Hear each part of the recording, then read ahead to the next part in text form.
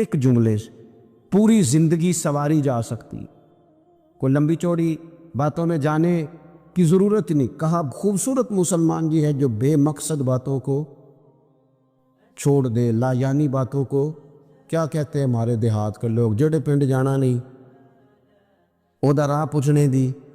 لیکن آج کل لوگ باز آندے یعنی جس بات کا بالکل تعلق نہیں نا وہ بات بھی کرتے جاتے ہیں, جس کا شعبہ ہی نہیں وہ بھی چھلانگ لگا لگا کے اس میں آ جاتا ہے. ہم اپنا وقت ضائع کرتے ہیں, اپنی صلاحیتیں ضائع کرتے ہیں, اپنا نقصان کرتے ہیں.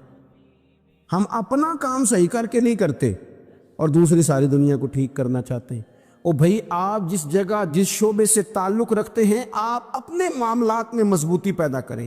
حضور نے اپنی فصاحت کے ساتھ بلاغت کے ساتھ لوگوں کو قائل کیا, اور قرآن مجید کی تاثیر کا یہ اثر میرے کریم رسول نے دکھایا کہ رات کو جب حضور بیٹھ کے قرآن پاک پڑھتے تھے نا, جب یاسین والے نبی خود یاسین کی تلاوت کریں, جب طٰہٰ والے محبوب خود طٰہٰ کی تلاوت کریں, غور کرو نا جب مدثر والے محبوب خود ان جملوں کو ادا کریں, یعنی جن کے بارے میں آیت آئی ہے جب وہی یہ آیت پڑھیں کہ اِنَّا أَعْطَيْنَاكَ الْكَوْثَرَ, یعنی جن کا ذکر ہو رہا ہے جب وہ یہ بات کریں کہ یا ایھا النبی انا ارسلناک شاہدا ومبشرا ونذیرا لتؤمنوا باللہ ورسولہ وتعزروہ وتوقروہ وتسبحوہ بکرۃ واصیلا, جن کے بارے میں آیت آئی ہے جب وہ یہ کہہ رہے ہوں کہ ورفعنا لک ذکرک, جب وہ کہہ رہے ہوں والضحیٰ واللیل اذا سجا, ذرا اس کیفیت کو دیکھیں جب محبوب خود پڑھ رہے ہوں, اور جو حضور پر آئی ہیں اس کا ذائقہ, اس کا لطف, اس کا انداز بھلا کیا ہوگا. حضور جب رات کو پڑھتے تھے نا قرآن پاک تو جو پکے کافر تھے نا ابو جہل جیسے لوگ وہ بھی جھاڑیوں میں چھپ چھپ کے مدینے والے کی تلاوت سنا کرتے, حضور کی تلاوت سنا کرتے تھے. یہی بہتر ہے کہ پردوں میں وہ پردہ پوش رہے, وہ اگر پردے ہٹا دے تو کسے ہوش رہے. رسول کریم علیہ السلام کی تلاوت کا سننا, قریب جانا, یہ اعجاز ہے. حضرت فاروق اعظم کہتے ہیں میں طبیعت کا بڑا ڈاڈا تھا, مزاج کا بڑا سخت تھا, زندگی ہمیشہ ڈٹ کر گزاری, باتوں پر کھڑا رہنا آتا تھا, پر جب میری بہن نے مجھے چند آیتیں سنائی نا تو میں تڑپ ہی گیا. کروں آیا سا مار مقامنے نو ان مینو مار دے لے چلو, اوے متے عمر دی عمر برباد ہو جائے جتھے عمر سوار دے لے چلو. یہ اعجاز ہے رسول کریم صلی اللہ تعالی علیہ وسلم پر نازل ہونے والی کتاب کا. پھر حضور نے خبریں دی, نبی پاک نے خبریں دی. حضور نے فرمایا روم فتح ہوگا, وہ ہوا. نبی کریم علیہ السلام نے فرمایا شام فتح ہوگا تو شام فتح ہوا. فرمایا ایران فتح ہوگا تو ایران فتح ہوا. سراقہ بن مالک کہتے ایک گاؤں پر بھی مسلمانوں کی حکومت نہیں تھی, ایک گاؤں پر. حضور مکہ مکرمہ سے نکل رہے تھے, مدینہ طیبہ تشریف لے جا رہے تھے, ابھی راستے میں تھے. میں 100 سرخ اونٹوں کے لالچ میں معاذ اللہ حضور کو گرفتار کرنے پہنچ گیا. محبوب نے حکم دیا, حضور کا معجزہ میں نے آنکھوں سے دیکھا, میرا گھوڑا زمین میں دھستا چلا گیا. میں نے معافی مانگی, حضور نے معاف کر دیا. میں نے سمجھا اچانک ہو گیا ہے. یہ منوانا بھی بڑا مشکل کام ہے. شجر و حجر پہچان گئے, انسان کی نظروں میں شاکی رہا. یہ کچھ ایسے لوگ ہیں جن کو منوانا توبہ توبہ, ماننے کو تیار نہیں, دیکھ دیکھ کے بھی ماننے کو تیار ہے نہیں, ماننے کو تیار ہی نہیں. کہتے ہیں کہ میں نے پھر چاہا آگے بڑھنا تو پھر زمین کے اندر میرے گھوڑے کے پیر دھنسنے لگے, پھر معافی مانگی. کریم تیرے معاف کرنے کی ادا پہ بھی قربان جائیں. یہ نہیں فرمایا کہ تو بار بار یوں ہی کرتا ہے, فرمایا معافی مانگتا ہے جا میں نے معاف کیا. کہتے ہیں 3 دفعہ میں آگے بڑھا, 3 دفعہ حضور نے معاف کیا تو مسکرا کے فرمانے لگے تو یہاں مجھے گرفتار کرنے آیا ہے, وہ کیسر روم کا علاقہ فتح ہوگا, وہ کنگن جو پہنتا ہے نا ہاتھوں میں، بادشاہ کے کنگن معروف ہیں، وہ تیرے ہاتھوں میں آئیں گے۔ اللہ کرے آپ سمجھیں۔ یہ جو لوگ ڈری ڈری سہمی سہمی اور ہمارے بچے مایوسی کی معاذ اللہ باتیں کرتے ہیں، وہ دیکھیں حضور کس طرح کی گفتگو فرماتے ہیں۔ ابھی ایک گاؤں پر بھی اسلام کی حکومت نہیں، لیکن حضور کا خبر دینے کا انداز۔ کریم فرمانے لگے وہ کیسر روم کے جو کنگن ہوں گے وہ تیرے ہاتھوں میں آئیں گے۔ جناب سراقہ بن مالک فرماتے ہیں کہ میں مسلمان ہو گیا ہوں، حضور کا وصال ہو گیا، کنگن نہیں آئے۔ حضرت ابوبکر صدیق کا وصال ظاہری ہو گیا، کنگن نہیں آئے۔ جناب عمر کا دور آ گیا، سراقہ بوڑھے ہو گئے۔ کوئی بندہ پوچھتا نا کہ اب تو عمر ڈھل گئی ہے، زندگی کا پتہ نہیں، کہنے لگے نہیں میں نہیں جاتا، جب تک کنگن نہیں آتے اسرائیل کوئی نہیں آئیں گے، کیونکہ ساڈے نبی دی زبان ساڈے واسطے قرآن، جو دن کو کہہ دیا دن ہے تو دن نکل آیا، جو شب کو کہہ دیا شب ہے تو رات ہو کے رہی، اور خدا نے ان کی زبان کو وہ اختیار دیا، جو نکلی منہ سے ان کے وہ بات ہو کے رہی۔ اور فاضل بریلوی کا تو انداز ہی پھر انوکھا ہے نا، وہ تو کہتے ہیں وہ زبان جس کو سب کن کی کنجی کہے، جس کو سب کن کی کنجی کہے، اس کی نافذ حکومت پہ لاکھوں سلام۔ کہنے لگے نہیں آتے حضرت اسرائیل، فکر نہ کرو، بوڑھے ہو گئے تھے، نکلنا گھر سے بند کر دیا تھا، حضرت عمر کا دور تھا، کنگن آ گئے۔ حضرت فاروق اعظم نے ان کے پوتوں سے، نواسوں سے، بچوں سے کہا جاؤ بلا کے لاؤ، کا دادا جان بوڑھے ہیں، فرمایا تم کان میں کہہ دینا کنگن آ گئے، پھر تم دیکھنا تو صحیح۔ پھر حضرت سراقہ آئے، حضور نے جو خبریں دی، نبی پاک علیہ الصلوۃ والسلام نے جو گزشتہ قوموں کے احوال بیان کیے، اور پھر میرے نبی پاک علیہ الصلوۃ والسلام نا دنیا میں عزتیں دینے آئے، عزتیں۔ یہ مزاج ہمیں کم کرنا چاہیے، یہ جو ہم ساری زندگی اس کام میں لگا دیتے نا کسی کو نیچا کیسے دکھانا ہے، یہ انداز حضور نے نہیں ہمیں دیا۔ آپ دیکھو حضور تشریف لائے تو ہمیں پتہ چلا کہ حضرت یوسف جیسا سونا کوئی نہیں، حضور تشریف لائے تو ہمیں پتہ چلا کہ حضرت داؤد جیسی خوبصورت آواز کسی کی نہیں، حضور تشریف لائے تو ہمیں پتہ چلا کہ جناب عیسیٰ علیہ السلام کا فقر اختیاری کس طرح کا تھا، محبوب تشریف لائے تو ہمیں پتہ چلا کہ حضرت موسیٰ کا جلال کس طرح کا تھا۔ یہ تو حضور آئے تو نبی پاک علیہ السلام نے اس کی بھی عظمت بیان کی، اس کی بھی شان بیان کی۔ حضور نے بتایا کہ ابوبکر صدیق کی شان کیا ہے، فاروق اعظم کا مرتبہ کیا ہے، عثمان غنی کی حیا کیا ہے، مولا علی کی شجاعت کیا ہے، اہل بیت نبوت کی عظمت کیا ہے۔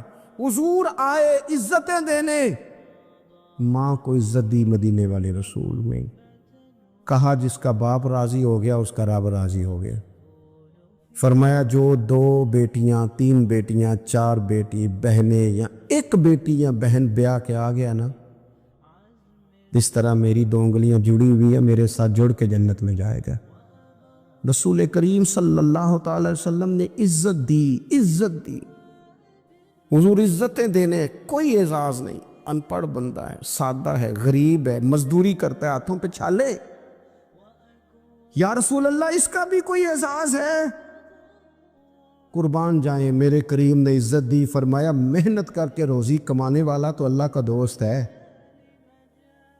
یہ اینٹیں اٹھانے والا، یہ مشقتیں کرنے والا، یہ صبح دیہڑی پہ جانے والا، یہ بیچارہ جو اچار سے روٹی کھاتا ہے، تو نے ہر شخص کی قسمت میں یہ عزت لکھی، اور آخری خطبے کی صورت میں وصیت لکھی۔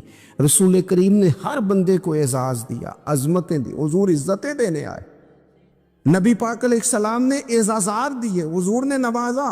یہ ساری چیزیں میرے رسول پاک کی تشریف، اور پھر یہ جو حضور کے صحابہ اور اہل بیت ہے نا، یہ بھی میرے نبی پاک کی نبوت کی دلیل ہے۔ اتنی جلدی انقلاب آیا نہیں کرتے، وہ کل تک جو رہزن تھے حضور نے راہبر بنا دیے۔ وہ لوگ جو کل تک ایک دوسرے کے گلے کاٹ کے کھاتے تھے، ایک دوسرے کو مارتے تھے، تکلیف پہنچاتے تھے، برادری ازم پہ لڑتے تھے، حضور نے بھائی بھائی بنا دیے۔ ایک پلیٹ میں کھانا کھانے لگے، سیدنا بلال حبشی، صہیب رومی، سلمان فارسی، حضور نے یوں کر کے ملا دیا۔ نبی کریم علیہ السلام نے تقسیمیں ختم کر دی دنیا میں. حضور کے صحابہ نے اپنا کردار اس طرح کا دکھایا، اتنا بلند کیا، اور صحابہ کرام علیہم رضوان اس کو دیکھ کر اتنی بلندیوں پہ گئے کہ گواہیاں اللہ کا قرآن دیتا ہے.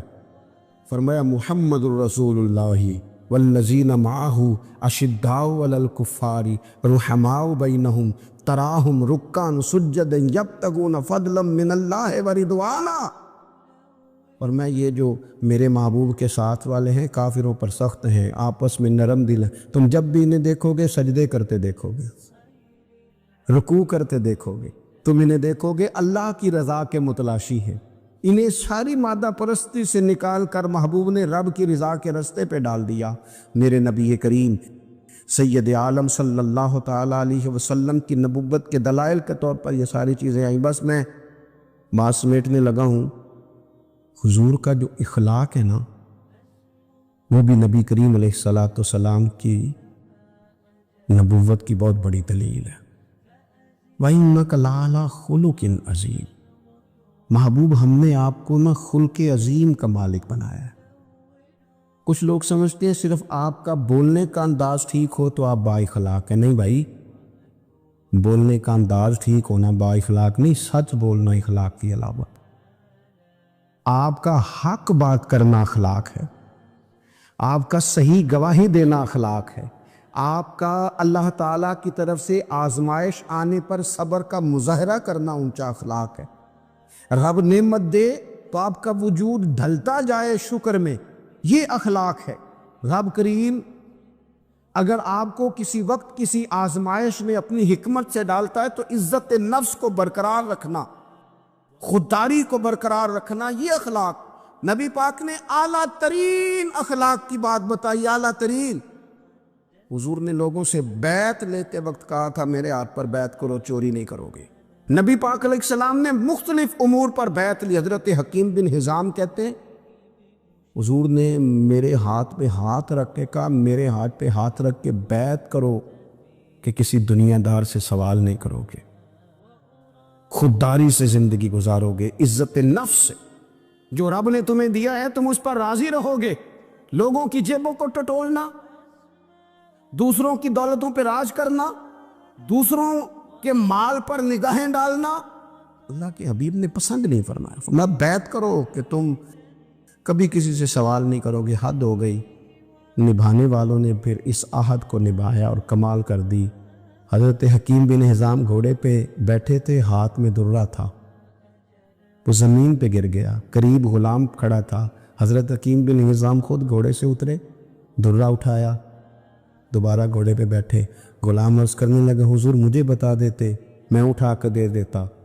آنکھیں چمک اٹھیں. فرمانے لگے کیسے بتا دیتا؟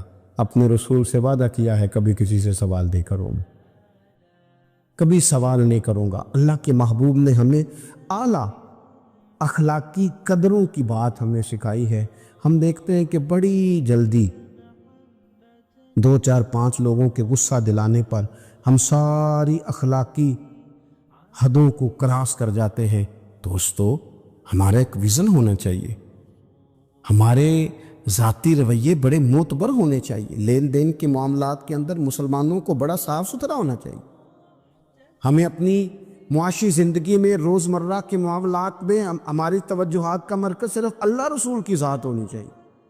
رب کریم نے اپنی حکمت سے کسی کو کتنا دیا ہے یہ اس کی حکمت کے تقاضے ہیں.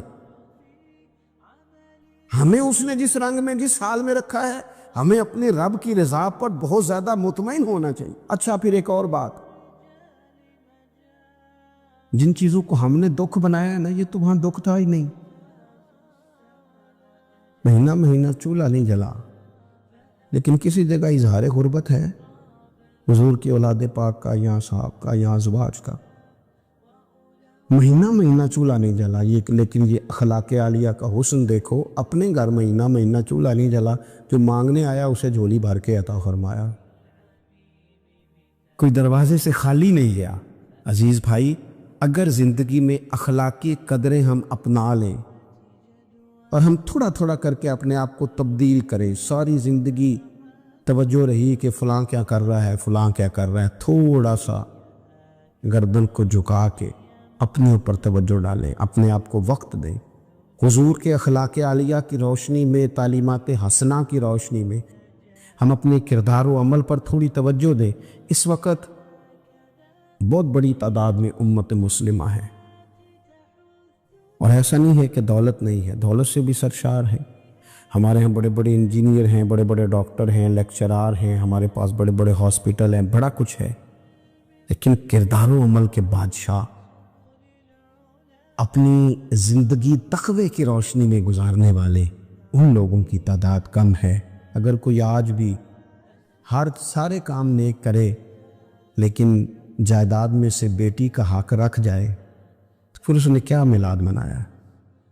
اگر آج بھی جو 2-4 لوگ بیچارے اس کے زیر دست ہیں، ملازمین ہیں، ان کے ساتھ اس کا رویہ انتہائی سخت ہو تو اس نے کیا میلاد منایا؟ اگر آج بھی وہ برادری ازم کی بنیاد پر دوستیاں کرے اور چھوٹے بڑے کی وہ تقسیم رکھے، جسے حضور نے فرمایا کہ قبیلے تو تعارف کے لیے، ورنہ کسی عربی کو اجمی پر، گورے کو کالے پر کوئی فضیلت نہیں۔ اگر کوئی آج بھی اس برادری ازم کا قائل ہے پھر اس نے کیا میلاد منایا؟ اگر کوئی شخص آج بھی اپنے آپ کو مادہ پرستی میں پوری طرح دھکیل چکا ہے اور رضا الہی کا مسافر نہیں بنا تو اس نے کیا میلاد منایا؟ اپنی طبیعتوں میں روحانی تبدیلی اور وہ خاص افکار جو حضور اپنے غلاموں میں پیدا فرماتے، ان افکار کو پیدا کرنا، سوچوں کو بدلنا، سوچوں کو۔ نبی کریم صلی اللہ تعالیٰ علیہ وسلم امی ہیں، لیکن حضور نے کائنات کے رازوں سے پردے ہٹا دیے، نبی کریم نے جینے کے سلیقے بتا دیے، حضور نے ہر شخص کو اس کے مقصد حیات سے آگاہ کر دیا۔ نبی کریم علیہ السلام نے وہ فلسفہ حیات بیان کیا کہ لوگوں کو صرف جینے میں ہی مزہ نہیں آیا، مرنے میں بھی مزہ آنے لگا۔ لوگ آگے بڑھ بڑھ کے جانیں پیش کرنے لگے، اپنی اولادیں قربان کر، جو فلسفیوں سے کھل نہ سکا اور نکتہ بروں سے حل نہ ہوا، وہ راز ایک طیبہ والے نے بتلا دیا چند اشاروں میں۔ حضور سید عالم علیہ السلام فرماتے ہیں اللہ حیا فرماتا ہے کہ اس کا بندہ اس کے سامنے ہاتھ پھیلائے اور اللہ اس کے ہاتھوں کو خالی واپس کر دے۔ اللہ حیا فرماتا ہے۔ کیا معنی ہے؟ کہ اللہ تبارک و تعالی لحاظ کرتا ہے اس بات کا کہ اس بندے کی امید نہ ٹوٹ جائے، رب کی بارگاہ سے جو اس کی توقع ہے وہ توقع نہ ختم ہو جائے۔ نبی پاک صلی اللہ تعالیٰ علیہ وسلم نے فرمایا رب حیا کرتا ہے، اور ایک مقام پہ حضور نے فرمایا جب سفید داڑھی والا مسلمان قبر میں جاتا ہے تو اللہ فرشتوں سے فرماتا ہے اسے عذاب نہ دینا، مجھے حیا آتی ہے۔ لیکن اگلے لفظ جو حضور نے بیان فرمائے وہ سمجھنے والے ہیں، فرمایا رب کہتا ہے مجھے حیا آتی ہے، تو بندے کو بھی تو حیا کرنا چاہیے، اس کو بھی حیا کرنا چاہیے کہ کوئی تو موقع ایسا ہو جب میں کوتاہیوں سے بچوں۔ اپنے مالک سے حیا کرنا، جب ہم لوگوں کے بیچ ہوتے ہیں تو لوگوں سے حیا کرتے ہیں۔ حضرت عثمان غنی رضی اللہ تعالیٰ عنہ غسل خانے کی 4 دیواری کے اندر بھی غسل کرتے تھے تو تہمت باندھ کے۔ تو گھر والوں نے، یہ کسی نے پوچھا کہ حضور غسل خانہ چاروں جانب سے بند ہے اور اس کے اوپر چھت ہے اور آپ اس میں غسل کر رہے ہیں تو پھر بھی آپ تہمت کے ساتھ، اور بڑا سمٹ کے اور بڑا کونے میں بیٹھ کے۔ تو آپ فرمانے لگے جب لوگوں کے بیچ ہوتا ہوں تو لوگوں سے حیا کرتا ہوں، جب تنہا ہوتا ہوں تو رب سے حیا کرتا ہوں۔ حضرت امام اعظم ابو حنیفہ گھر کی 4 دیواری میں بھی ننگے سر نہیں بیٹھتے تھے، ٹانگیں پھیلا کے نہیں بیٹھتے تھے، فرماتے تھے سوتے وقت یہ کام کروں گا، میں گھر میں بھی وہ لہجہ اختیار نہیں کرنا چاہتا، اس لیے کہ میں اس رب کا ماننے والا ہوں جو حی و قیوم، جو ہر جگہ دیکھتا ہے، رب سے بھی حیا۔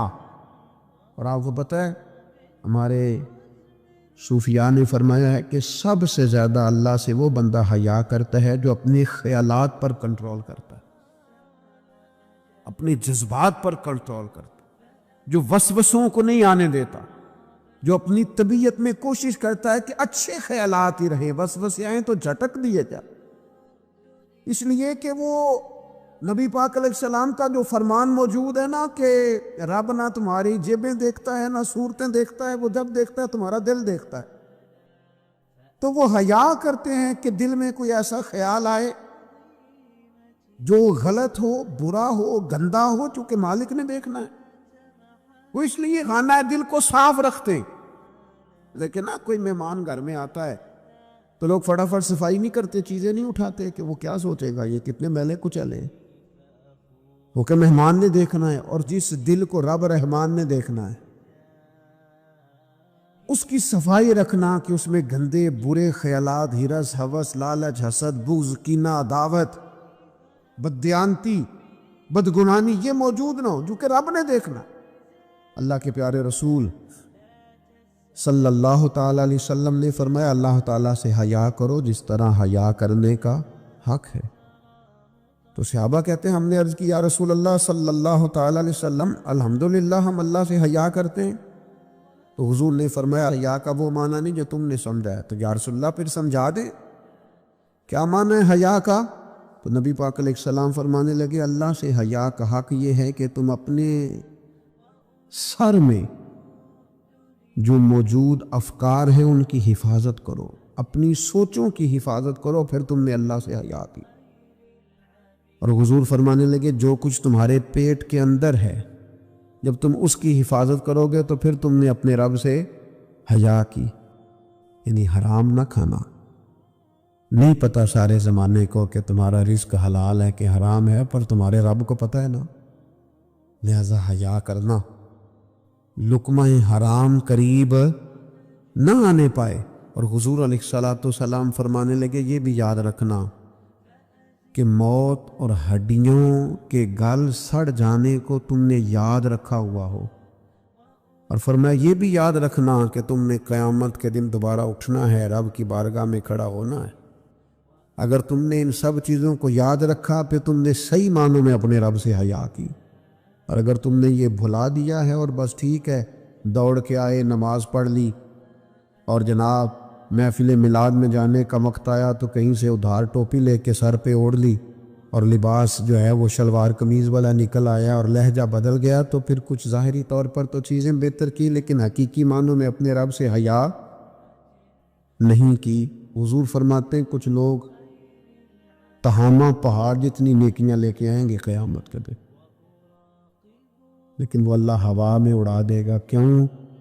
اس لیے کہ لوگوں کے سامنے نیکیاں کرتے تھے، جب اکیلے ہوتے تھے پھر گناہ کرتے تھے.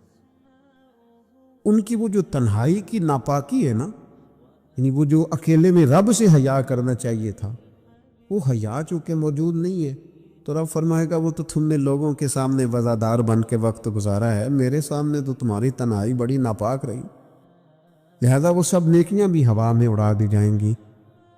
خوبصورت زندگی، خوبصورت لب و لہجہ، خوبصورت بولنا، خوبصورت آنا جانا. میں طلباء سے کہا کرتا ہوں کہ بڑی پسند کا بھی تمہارا کھانا پکا ہوا ہو تو اس طرح نہ کھاؤ کہ محسوس ہو کہ پتہ نہیں کتنی دیر کے بعد کھا رہا. تمہارا لہجہ صاف ستھرا، تو جو ہمیں کہا گیا کہ بھوک ہو بھی تو ذرا ہاتھ ہٹا لو، کھانے میں، پینے میں، لباس پہننے بھی. آپ انوکھ میں نوجوانوں سے عرض کروں گا تمہاری کٹنگ کیوں اس طرح کی لگے کہ جس میں کوئی طبیعت کا انوکھا پن ظاہر ہو، جس سے تمہاری وزاداری پہ ضرب آئے. تمہارا بات کرنا اتنا کمزور کیوں لگے کہ جس سے محسوس ہو کہ یار اس کی تو بھی تربیت ہونے والی. تمہیں کیوں اس بات کی کمزوری محسوس ہو کہ لوگ میری طرف دیکھیں، لوگ مجھے جاننے لگ جائیں گے. تو کمزوری ہے. ایک خوبصورت وزاداری، یعنی خدا جانے بلندی ہے کہ پستی پر جہاں میں ہوں وہاں کوئی نہیں ہے. ایک خاص اطمینان ہو، زندگی میں ٹھہراؤ ہو، حسن ہو، آپ جہاں ہو وہاں مطمئن ہو. آپ کی طبیعت بتائے کہ اللہ تعالیٰ نے آپ کو سکون عطا فرمایا ہوا ہے، ٹھہراؤ ہے، خدا کا شکر ہے، دولت ہے، صحت ہے، بچے ہیں، اولاد ہے، دوست اچھے ہیں. آپ ان ساری جائز نعمتوں پر اللہ کے حضور شکر گزار ہو، لیکن کوئی مزاج میں چھچھورا پن نہ ہو، کوئی طبیعت اس طرح کی نہ ہو جس سے محسوس ہو کہ آپ اپنا بوجھ کسی پر ڈالنا چاہ رہے ہیں، یا آپ کوئی اضطراب کا شکار ہیں یا بے چینی کا شکار ہیں۔ ہم کبھی کبھی اپنے حالات بتاتے بھی اتنا دور نکل جاتے ہیں کہ بعض دفعہ کہنے کو جی چاہتا ہے یار کوئی نعمت ہے ہی نہیں تیرے اوپر، اتنا کمزور ہو گیا تو ہر بات میں دکھڑے ہی سنا رہا ہے، ہر وقت کا دکھ ہی تیرے ساتھ ہے۔ اتنے کمزور نہیں، نہایت وزاداری، نہایت خوبصورتی۔ حضرت ابو ذر غفاری ایک کمبل میں وقت گزارا ہے، مدینے سے دور ربضہ میں زندگی گزاری، 5 لوگوں نے جنازہ پڑھا ہے، اسی کسی دے کچھ بھی نہیں لگتے، نہ کوئی ساڈا دردی، لیکن رسول کریم نے فرمایا زمین کے اوپر اور آسمان کے نیچے میرے ابو ذر سے سچا بندہ کوئی نہیں۔ لیکن وہ ٹاٹ اور بوریے میں بھی وزادار، اطمینان، سکون، ٹھہراؤ، اللہ رسول کی بارگاہ میں مقبولیت، یہ اصل کامیابی ہے بندہ مومن کی۔ نبی پاک علیہ السلام نے صحابہ سے پوچھا کہ وہ کون سا درخت ہے جس کی مثال مومن کی طرح ہے، تو حضرت عبداللہ ابن عمر فرماتے ہیں مجھے سوال کا جواب آتا تھا کہ وہ کھجور کا درخت ہے، لیکن چونکہ حضرت عمر بیٹھے تھے میرے والد، چونکہ حضرت صدیق اکبر بیٹھے تھے، چونکہ حضرت عثمان غنی بیٹھے تھے، چونکہ علم و حکمت کے تاجور مولا علی بیٹھے تھے، مجھے جواب آتا تھا، لیکن حضرت عبداللہ ابن عمر فرماتے ہیں حیا مانے تھی، حیا نے مجھے منع کیا کہ اتنے بزرگ بیٹھے ہوں اور تو جواب دیتا پھرے۔ ہمارے مفسرین کرام نے یہاں لکھا ہے کہ اساتذہ اور مشائخ کی موجودگی میں علم بتانا بھی منع ہے۔ آپ کے بڑے بیٹھے ہوں، آپ تقریر کرنے سے بھی لحاظ کریں، آپ وہاں کوئی مسئلہ نہیں بیان کریں، یہاں تو بڑے معاملات اور ہو جاتے ہیں۔ ہمیں اپنے بزرگوں کے سامنے ایک خاص وزاداری وہ بندے کو خوبصورت کرتی ہے۔ حضرت عباس حضور کے چچا ہیں، ان کے بیٹے جناب عبداللہ ابن عباس فرماتے ہیں میرے والد سے کسی نے پوچھا تھا آپ بڑے ہیں کہ نبی پاک؟ تو بڑی سادی سی بات ہے، چچا بڑا ہی ہوتا ہے عمر میں، آپ بڑے ہیں کہ نبی پاک؟ تو یہ وزاداری ہے، یہ کمال وزاداری ہے۔ یہ ان لوگوں کا طریقہ ہے جو بڑے رسیلے سجیلے، جو بڑے خوبصورت لوگ ہوتے ہیں، جن کے لہجوں سے لفظ نہیں شہد ٹپکتا ہے۔ حضرت عباس رضی اللہ تعالیٰ عنہ فرمانے لگے کیا کہا تم نے؟ میں بڑا ہوں کہ حضور؟ فرمانے لگے بڑے تو حضور ہی ہیں، پیدا پہلے میں ہوا تھا، ولادت پہلے میری ہوئی تھی، بڑے بہرحال وہی ہیں، پیدا پہلے میں ہوا تھا۔ یہ جو وزاداریاں ہیں، یہ جو خوبصورتیاں ہیں، یہ جو آپ کے مزاج کے اندر خوبصورتی ہے، یہ جو لہجے کے اندر حسن ہے، یہ ایک بڑا ضروری کام ہے۔ بہت سارے لوگ دینی لوگوں سے مسئلہ پوچھنے آتے ہیں، لیکن ان میں 60% لوگ وہ ہوتے ہیں جو مسئلہ پوچھنے نہیں آتے، مفتی صاحب کو مسئلہ بتانے آتے ہیں۔ میری طرح کا بندہ تو چونکہ ذرا جلدی قائل ہو جاتا ہے، وقت تھوڑا ہوتا ہے تو بہت سارا ٹائم نہیں دے پاتے، تو میں کہتا ہوں کہ آپ کے خیال میں جو مجھے کہنا چاہیے وہ آپ مجھے بتا دیں، میں آپ کو کہہ دیتا ہوں، کیونکہ آپ جو چاہ رہے ہیں وہ تو ہے آپ کی مرضی کا فتویٰ، تو مجھے آپ بتا دیں بھلا اس سوال کا جواب کیا ہونا چاہیے، میں آپ کو بتا دیتا ہوں۔ لیکن اگر آپ مجھ سے پوچھنے آئے ہیں تو پھر آپ حوصلہ کریں، پھر دین جو بات کہتا ہے وہ مجھے بیان کرنے دیں، پھر مرضی کا فتویٰ حاصل نہ کریں، پھر ذرا رکیں۔ اور یہی حالت بہت سارے اللہ ماشاء اللہ شاگردوں کی ہوتی ہے، ان کا خیال ہوتا ہے استاد میری مرضی کے حساب سے تعلیم دے، مریدین کا خیال ہوتا ہے کہ شیخ اس طرح کر کے چلے، تو بھئی تیری شرطوں پہ ہی کرنا ہے، اگر تجھ کو قبول تو یہ سہولت تو مجھے سارا جہاں دیتا ہے۔ اگر تیری شرطوں پہ تو نے آنا ہے کہ میرے پاس یہ ٹائم ہے تو اس ٹائم آؤں گا، تو میں اس وقت پسند کرتا ہوں تو میں اس وقت آؤں گا، تو آپ اگر یہ کہیں گے تو پھر میں یہ تیری شرطوں پہ ہی کرنا ہے، اگر تجھ کو قبول، یہ سہولت تو مجھے سارا جہاں دیتا ہے۔